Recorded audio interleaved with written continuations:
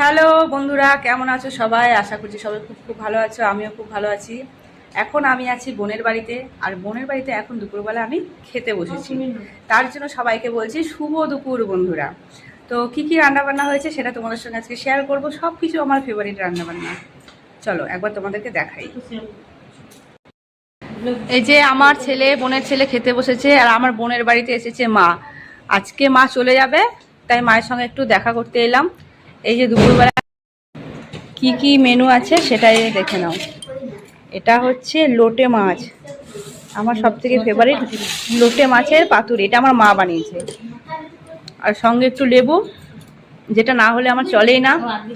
করলা ভাজা, আর এটা হচ্ছে করলা আলু মাখা। আর এইটা কি বলতো, এটা হলো কচুর শাক। কচুর শাক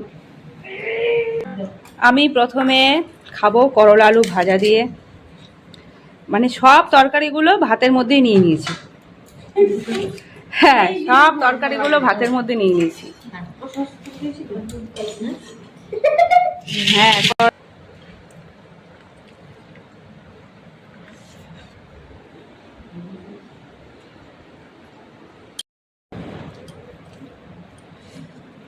এটা হলো করলা আলু মাখা।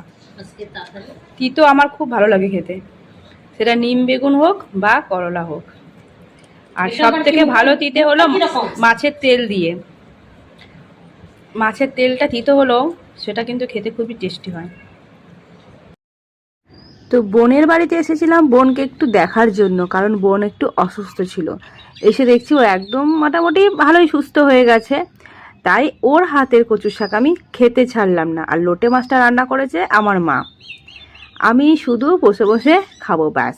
আর খাওয়ার সময় কোনো কথা বলতে ইচ্ছা করছিল না, তাই ভয়েস রেকর্ডিংটা আমি পরেই করলাম। সবার আগে আমার খাওয়া হয়ে গেছে। এত ঝাল দিয়েছে ওরে, লোটে মাছ কচুর শাকে এত ঝাল। আমার জন্য ঠিক আছে, কিন্তু এই বাচ্চাগুলোকে একবার দেখো, এদের করুণ মুখগুলো দেখো, থালাগুলো একদম পুরো ভর্তি হয়ে আছে দুজন, আর ঝালে এরা আর খেতে পাচ্ছে না।